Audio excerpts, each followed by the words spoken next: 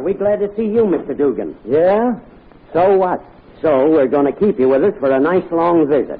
Says you. Yes, speaking for the law, I do. The law says you're to stay with us for the rest of your natural life. Wouldn't you call that a nice long visit? Listen to me, Warden. What the law says and what Killer Dugan says are two different stories. Yeah? Yeah. There's a century bill of mine in your safe that says what I say is right. And what do you say? I ain't staying here long. If you mean this cell, you're absolutely right. We're only putting you in here until we've got room for you in the other wing of the prison. Get in there. Look out who you shove around, Warden. I've bumped off guys for less than that. Those days are gone forever, Dugan. You fit the old song. Big Bad Bill is Sweet William now. Yeah? You'll see. You'll find out. Our radio play for this week, Reward, is based on a story about the resource and courage of plucky high school boys. This story will appear in next Sunday's issue of the American Weekly, that most interesting and entertaining magazine, which has by far the largest circulation in the world. The American Weekly is distributed with every Hearst Sunday newspaper from coast to coast. Laura Wilgin sits in her porch swing, idly rocking back and forth, as Jimmy Trenchley comes up the graveled path. Hello, Laura. Hello, Jimmy. What you doing? Swinging? I mean tonight. Oh, why, I'm expecting George along any minute. Oh, you got a date. Yes, we're going to the movies. Well, do you mind if I sit with you a few minutes? Of course not. Come on up on the porch, Jimmy. Oh, thanks. It's a lovely night, isn't it? Yeah. Laura, Yeah? I was wondering if you'd go to the club dance with me. Oh, I'm awfully sorry, Jimmy, but you see, George asked me ages ago for that date. Yeah. He's a pretty popular fellow with you, isn't he? I like him, if that's what you're hinting at. Well, you used to like me, Laura. Why, last year we went every place together, remember? Yes, I remember, and I still like you, Jimmy. Just as much. Yeah, but you haven't any time to waste on me. Tell me something, Laura. What? What's George Daniels got that I haven't? Jealous? Oh, no, not exactly. Only I can't figure out why you should let him take up all your time. Well, he's famous. Maybe that's why. Famous? Why, yes. Isn't he captain of the baseball team? Well, I'm an athlete, too, ain't I? You? Well, you're only a substitute on the basketball team. Well, but let me... Oh, there's George now. Woo! I'm coming, George. Okay. I gotta go now, Jimmy. I'm awfully sorry. Say, why don't you get famous? And have your picture and name in the paper like George. Well, maybe I will one of these days, Laura.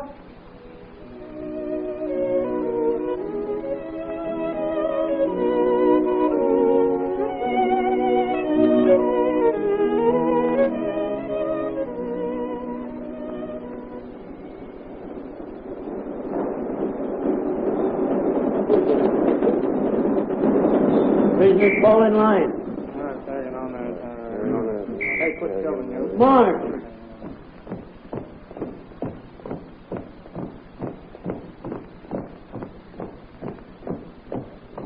Phew. Another day. Well, here's where we go home from the office, Dugan, eh? Yeah? So what, Geezer? You know, one thing I like about working in this office, they never keep you overtime. No, sir. When the old whistle blows, we're through work. And the boss gives us our evenings to ourselves. Pipe down, Geezer. They'll drag you up before the big noise. He's still back there, you two?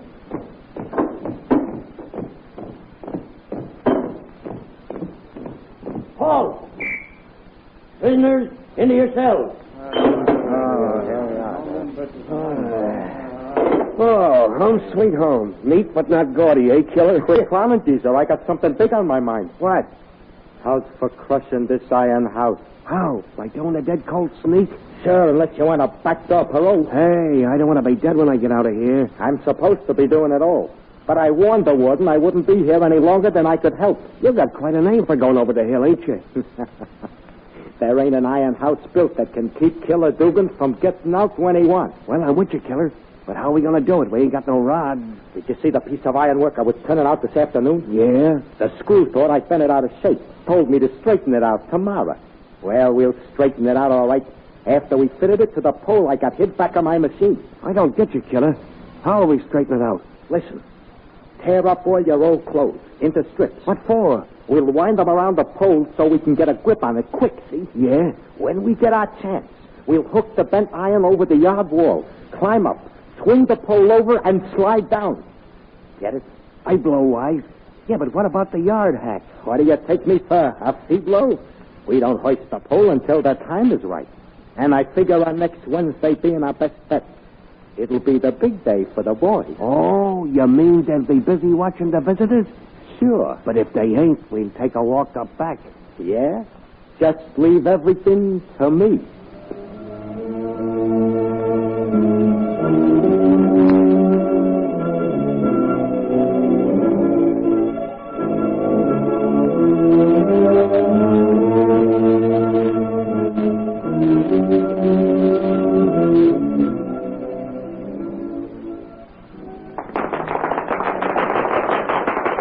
All right, now, fellas. Now, listen. It's all Jimmy's idea, so I think he ought to tell you about it himself. Go ahead, Jimmy. Thanks, Phil.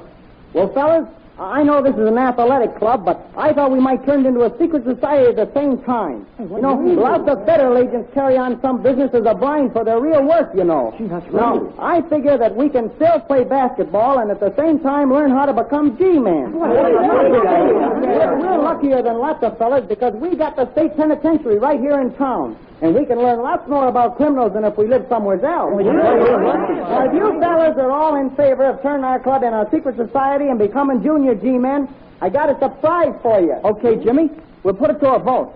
Now, all in favor, yell aye. Aye! It's unanimous. What's the surprise, Jimmy? I'll show you. Come on in, Warden. The fellas thought it was a swell idea. It sounded like they did, Jimmy.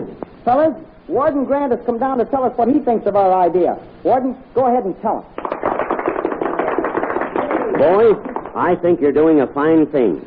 If all the boys all over the country made it their business to learn how to stamp out crime and the criminals, it wouldn't be long before our jails wouldn't be as full as they are now.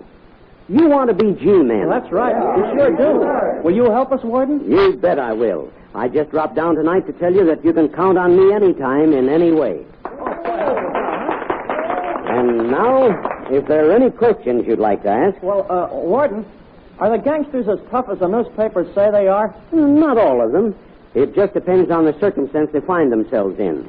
We have at the prison at the present time one of the toughest thugs in the country, Killer Dugan, he's called. He's under sentence of life imprisonment. One night last winter, Dugan and a pal entered a drugstore with the idea of... Good evening to you, gents. What can I be obliging you with? We're reaching for the ceiling, buddy. This is a stick-up. Get up your hands. You bet I will. Here they go with my gun at them. You shot my pal, why you... There, I guess that pays you back, Irish. I killed the old buck, Steve. Come on, get up. We got to scram. Steve, what's... Dead. So long, Steve. Sorry, I got to leave you this way. Warden, that sure was exciting. Oh, how did they catch that guy, Warden? Well, as Dugan walked out of that door, he walked into the arms of the druggist's best friend, the chief of police. Oh, boy, they got him, eh? He went to jail, of course, but his mania for opening doors went with him, and he managed to walk out of every prison they put him in. But now we've got him up there on the hill, and that's where he's going to stay. Well, now, boys, I'm afraid I'll have to be getting back to work. Tomorrow's visiting day, and I've got arrangements to make for doubling the guard. Oh, thanks a lot for coming down, Warden. You've been a great help to us. Maybe we can be of help to you sometime. You may at that. Who can tell?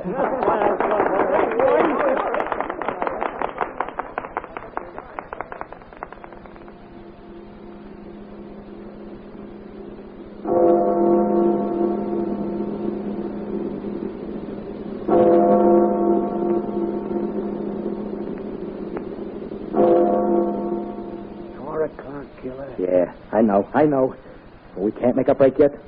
Look at the hicks over by the wall. Primus, I hope they don't freeze there. My hands are sweating now. The suspense is killing me. They'll be busy shooing out the visitors in a minute, geezer. Then we can take the runoff powder. Let's work our way over where we hit that pole and hook. Okey doke, Killer. You was right, Killer. The herders are starting to break up and leave the wall unguarded. They better had. I aim to get over, and I just as soon make the trip without having to take the electric cure. Yeah, me too. What's our chance, geezer? It's gonna be a quick trick. You're telling me. I won't be no longer flying the coop than you. I wish we could have had time to slip out of the numbers, but we'll have to wait till later to change our clothes. Here's our big moment. Come on, Geezer. Hoist that pole. All right, all right. Up you go, Geezer. Yeah. Okay. Yeah. Here I come. All right, give me a hand. Here. That's one, killer. You sure can shimmy up the pole. Throw it over the wall. Yeah. And get going. We ain't got no time to lose.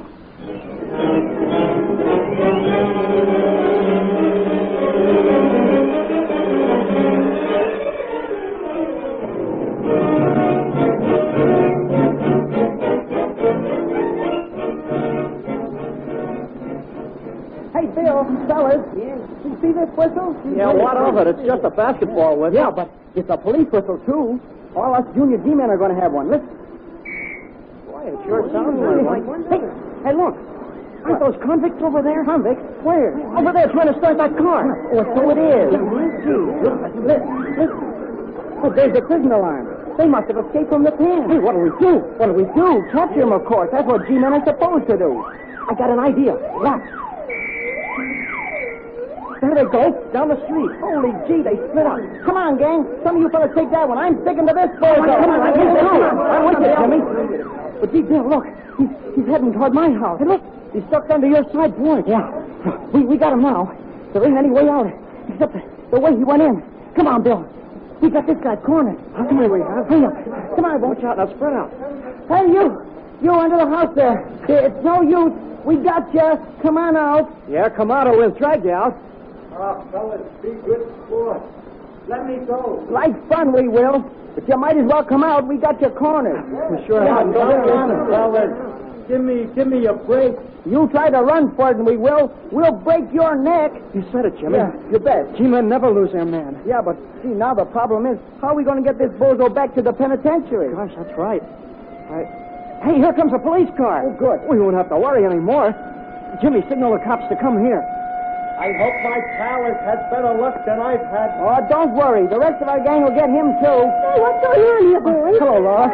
We just captured a state prisoner from the penitentiary. Yeah, we got him under the porch there. Yeah, Boy, he doesn't stand a chance with us. Wait, it's the warden. See, here he is, warden. Well, where have you got him, boys? Wait, under the porch, see? Yeah, let's take a look at him. Well, if it isn't Mr. Dugan. All right, crack-wise. Come out of there, Dugan. Do you boys know you've captured the most dangerous killer in the state? Well, it was all Jimmy's idea, Warden. He blew that basketball whistle to make the convicts think it was a police whistle. Yeah, you fooled us all right. That's what made me and Geezer split. Nice work, boys. You'll get a reward for this. All right, come along, Dugan. The kids ain't as soft as you sissies with shotguns, Warden. Oh, Jimmy, I'm terribly proud of you. Why, you're wonderful, Jimmy. You really think so, Laura? You bet I do. Enough to go to the club dance with me instead of Jerry? I'll say. Oh, Why, you're 10 times more famous than he is, Jimmy, and besides, you're going to get a reward. Oh, shucks, Laura. If you'll go to that dance with me, that's all the reward I want.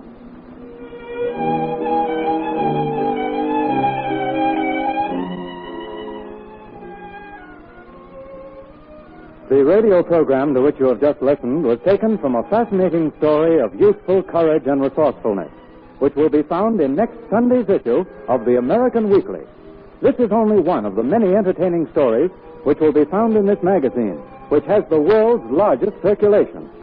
The American Weekly is distributed with every Hearst Sunday newspaper. And now we turn you over to your own announcer.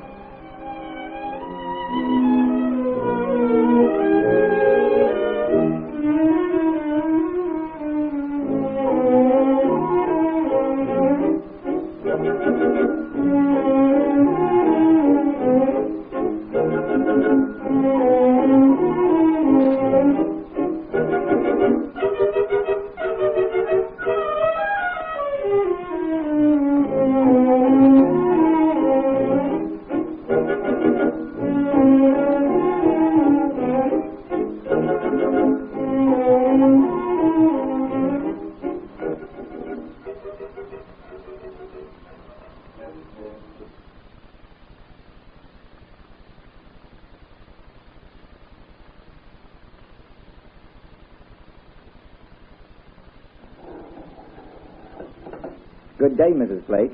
Who said it was? Why, anything I can do for you, Mrs. Blake? Yes. Go away and leave me alone. I came down to the bank's vault to have a little privacy. Oh, certainly. Excuse me, Mrs. Blake. Nosy young whippersnapper.